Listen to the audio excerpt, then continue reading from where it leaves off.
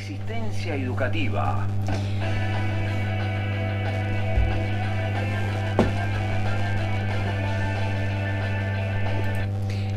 Bueno, estamos al aire con Ezequiel. Hola Ezequiel, ¿cómo estás?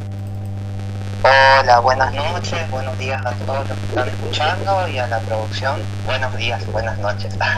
Buen día, dice mi hijo, el día es completo, hasta las 24 horas, sí señor. Contanos Ezequiel, Bien. ¿cómo estamos con el tema de la lucha docente y esto que hacemos todos los docentes de la provincia, que es resistirle a el gobierno que no nos presta nada de atención? Bien, por ahí para comenzar, bueno, feliz día a todos los profesores. Gracias. La ardua tarea que realizamos a pesar de las condiciones en las que estamos, pero por ahí antes de adentrarnos en la cuestión de la enseñanza media y primaria, quería resaltar algo importante que tiene que ver con lo que sucedió hoy en el Congreso de la Nación, que tiene que ver con el rechazo a los vetos tanto de la emergencia pediátrica como de la propuesta de aumento en el presupuesto universitario, que la verdad que es grata noticia justo en nuestros días recibir este rechazo a la política de ajuste del gobierno nacional sobre las universidades y sobre la salud. Algo que debiera ponernos contentos a todos, pero también invitarnos a no bajar la guardia, dado que todavía se espera la reglamentación de las leyes y así como ha sucedido ya con discapacidad hace unas 2 semanas que el gobierno todavía no reglamentó. Así que bueno, a estar atentos y a seguir en guardia en la defensa del derecho a la educación, en este caso de la educación universitaria. Muy importante porque sin educación universitaria muchísimos chicos quedarán sin capacitarse, ¿no? Claro que de hecho ya está pasando. Cuando uno mira la situación general hoy día, uno puede ver que hay una deserción de un 40% en lo que va del año, que tiene que ver justamente con este recorte que se hace desde el gobierno nacional, que afecta directamente al programa de becas. De hecho, más de un docente que tiene hijos en la universidad, hoy dadas las condiciones salariales que estamos atravesando, mantener un pibe en la universidad cuesta mucha guita, dado que desde el año pasado para acá los recortes en la beca comedor fueron muy sustantivos, ¿no? Estamos hablando de que para mantener a sus hijos estudiando, un docente tiene que destinar una parte importante de su salario en alquiler y en comida, siendo que los salarios docentes hoy no llegan a 1/3 de la canasta básica total. Triste pero real, sí, nos toca a todos, tenemos hijos estudiando y es muy difícil. Bueno, contanos cómo estamos con nuestro tema, con esta lucha que ya lleva un año. Bien, la situación salarial de la provincia de Misiones, de los docentes de la provincia de Misiones, la verdad que es cada vez peor, digamos, todos estamos al tanto, sino para aquellos que no, les recuerdo que este mes estaríamos cobrando el 2,5% de ese aumento por decreto que sacó el gobierno de la Renovación, que básicamente significa seguir por debajo de la línea de la pobreza, en un contexto en el cual tenemos una inflación contenida. De hecho, cuando uno mira los análisis que realizan distintos economistas, todos coinciden en que la corrida cambiaria está siendo contenida por el gobierno nacional y que en cualquier momento esto puede derivar en una devaluación real y por lo tanto nuestros ingresos van a caer mucho más. En paralelo a la cuestión salarial, lo cierto es que los docentes de la provincia de Misiones estamos siendo atacados por distintos flancos. Cabe resaltar, por ejemplo, la situación que se está viviendo en muchas escuelas que tiene que ver con el vaciamiento de sus plantas funcionales. Hoy, de hecho, que un colega titular se jubile significa en muchos casos que la escuela pierde un cargo, y ese cargo que luego no se recupera y que termina dejando a los niños sin educación, porque terminan, si bien en muchos casos acoplando cursos, en otros casos directamente desapareciendo escuelas, como ha pasado el año pasado con la resolución 241. y que todo esto va repercutiendo en nuestras condiciones laborales y en el acceso a la educación de calidad de los estudiantes misioneros. Terrible pero real, sí, no solamente el hecho de que el alumno tenga que dejar de ir porque no hay comedor o porque, que es lo que vienen reclamando muchísimo en la zona de Monte Carlo, que no hay comedor, que los chicos no pueden, tienen que ir a trabajar con los papás y por eso no pueden ir a una escuela y bueno, y eso ya es un problema. Más allá de eso, la pérdida de cargos también.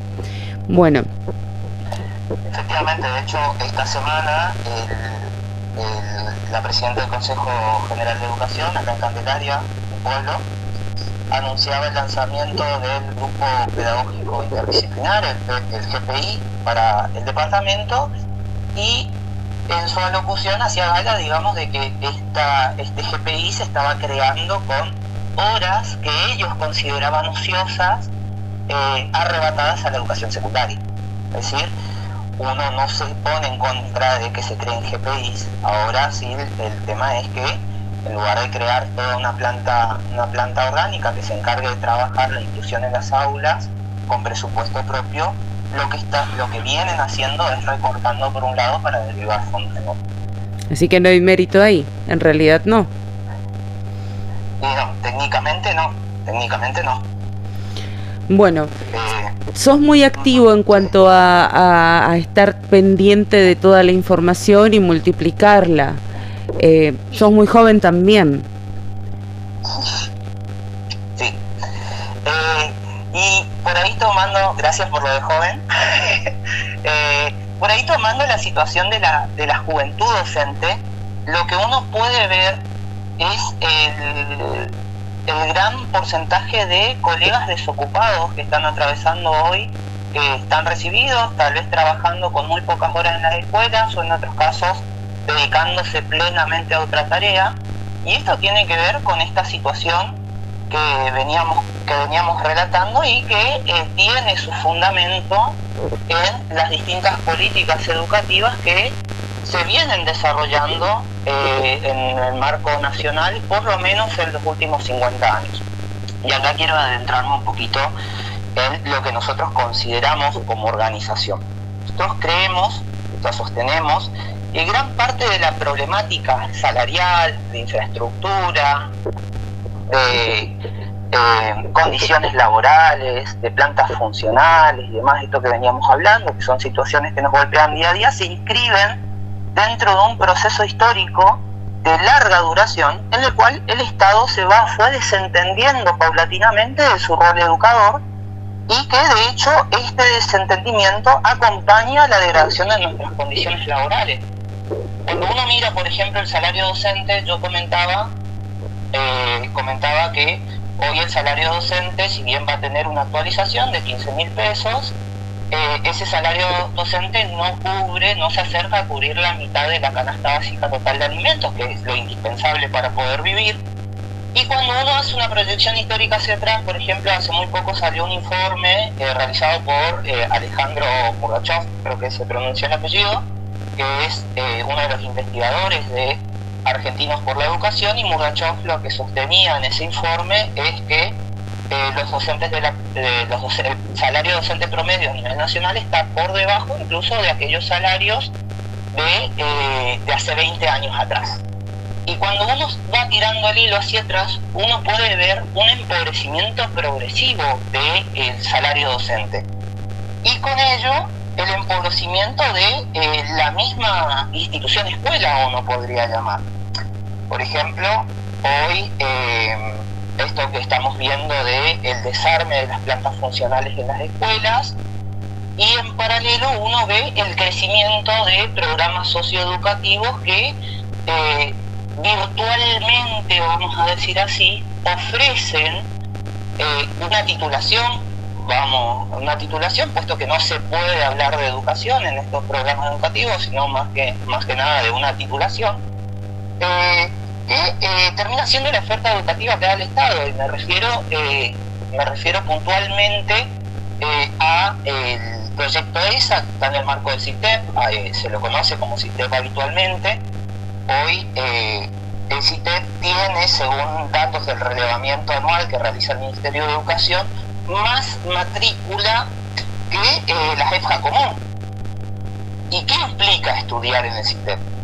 Lo que implica estudiar en el CITEP implica, por ejemplo, 2 horas de clase 2 veces a la semana con un docente que no tiene una especialidad en la materia. En el caso de ser docente, muchas veces no son docentes, y una currícula que, si uno la mira y se pone las pilas, digamos, podría terminar la secundaria o la primaria en 1 año y medio. ¿Sí? Entonces, hago extensiva la pregunta, más que nada a modo de reflexión, de qué tipo de educación se puede brindar a la sociedad en 1 año y medio. Además, con este sistema de cursada que decía, bueno, este avance de los programas educativos, lo que uno puede ver es que hay una destrucción que viene muy solapada en nuestras condiciones laborales, que va acompañando a estas nuevas ofertas educativas, que terminan siendo el modelo de educación que básicamente quieren descargar sobre todo el sistema educativo. Sí, más allá del CITEP, igual tiene muchísimos años y estuvo pensado en un principio para personas adultas mayores, pero sí se ve que cada vez hay más jóvenes que participan de esta modalidad, estudiando en sus domicilios solos, con IA como pueden, y bueno, y completando el manual, porque en realidad es un manual, actividades. Sí.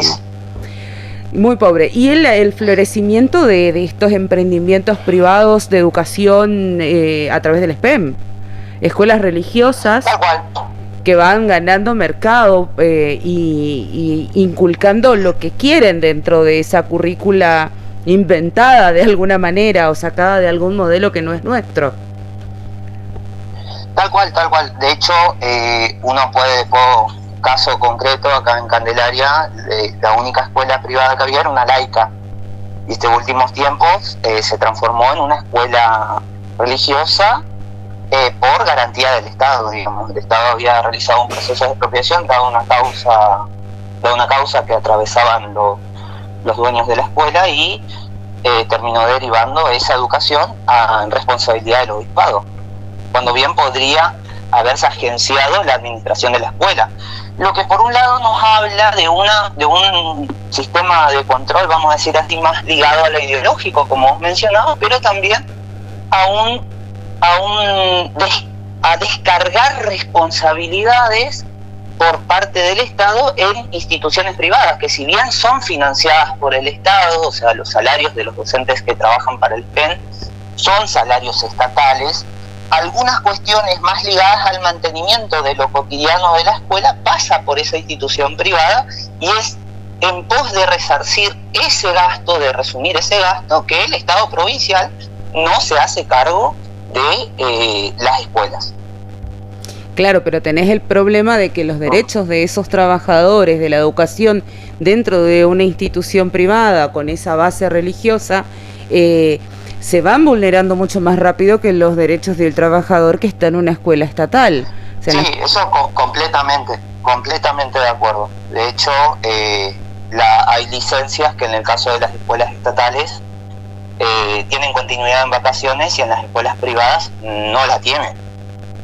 Totalmente. Que es una política que comenzó a generalizarse desde creo que, si no mal recuerdo, desde diciembre del año pasado a la fecha, comenzó a generalizarse esa política. No era algo, era algo más bien aislado, y ahora prácticamente el docente que no tiene estabilidad en esas escuelas, ya llegado a diciembre queda sin salario, a pesar de cubrir a su director, por ejemplo.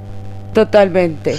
Bueno, vamos a dejar que el docente, que la comunidad educativa que está del otro lado escuchándonos por ahí, lo piense un poquitito mejor y vaya tratando de desglosar esto que estábamos hablando, pero me interesaría saber cómo estamos con estas actividades planificadas para mañana, y cómo llevamos la lucha desde Candelaria. Nosotros acá con Ángel, con Ariel, tratamos de, con Sergio, con Ate, tratamos de estar en los cortes de ruta y bueno, y la semana pasada tuvimos este revés de que sale justo una jornada de capacitación anti-suicidio el día en el que los docentes iban a estar en el consejo. Bien, desde el lado bueno, como localidad, como formamos parte objetivamente del Gran Posada, mañana nos movilizamos al Consejo General de Educación. Vamos a salir de acá a las 8 de la mañana. De hecho, si hay algún colega de Candelaria que está escuchando, porque le dimos difusión en los grupos, que se comuniquen con nosotros para coordinar el traslado. Y en el Consejo de Educación vamos a presentar la solicitud del cese a los descuentos, que de hecho esto es algo que por ahí yo no me quise detener tanto, dado que, bueno, sé del labor que realizan y que es voz populi, digamos, la situación que estamos atravesando, pero recordar que mañana hay que llevar los recibos de aquellos que han sufrido descuentos, que hay descuentos exorbitantes para que sean presentados, y también, más allá de lo salarial, también solicitar la apertura a distintos debates que hacen al cotidiano de la educación, que tienen que ver, por ejemplo, con las normas de designación. Normas de designación que son frecuentemente vulneradas y que, de hecho, creo que fue ayer o hoy, que salió un nuevo caso de un docente que hubiera sido apartado de su cargo en una escuela, creo, si no recuerdo mal, la Normal 5, que fue reubicado en la planta funcional de la escuela, y así muchos casos que constantemente, de hecho muchos compañeros del sindicalismo, en especial de UNAM, que se encargan de elevarlos a la justicia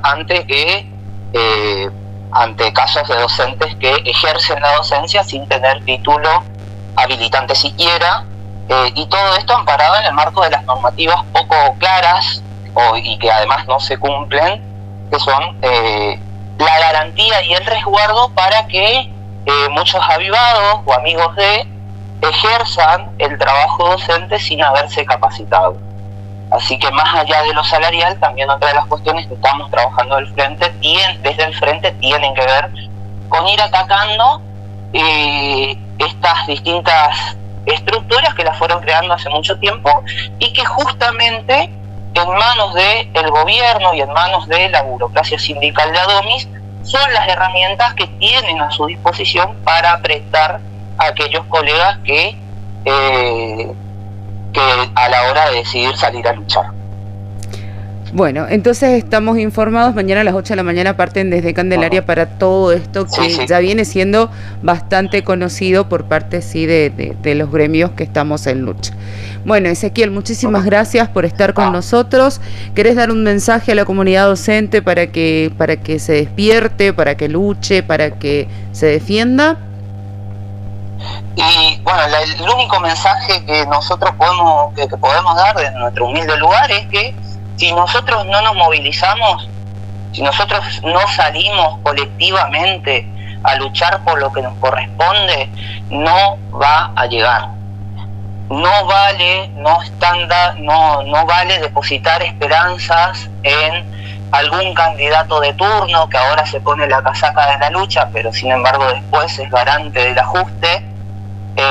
Todo lo que nosotros construimos a lo largo de la historia del movimiento docente misionero fue aquello que nosotros construimos colectivamente y por la voluntad de la mayoría. Así que no esperemos en falsos profetas que hoy dicen que van a solucionar los problemas en el marco de una campaña electoral. Lo que nosotros ganemos está en nuestras manos. Así que, colega y comunidad educativa, si nosotros queremos mejorar nuestras condiciones laborales, si nosotros queremos mejorar las condiciones de estudio de los estudiantes y llegar a brindar una educación de calidad efectivamente, eso lo vamos a construir solamente movilizándonos y organizándonos colectivamente. Así que, bueno, hasta acá. A la lucha. Lo único que tendré para decir. Totalmente. Bueno, muchísimas gracias, Ezequiel. Estamos todos acá mandándote saludos. Bueno, Dale. nos estaríamos encontrando mañana entonces en esto que sigue siendo la lucha docente a lo largo y ancho de la provincia de Misiones. Gracias, Ezequiel. Buenas noches. No, gracias a ustedes por la comunicación. Buenas noches.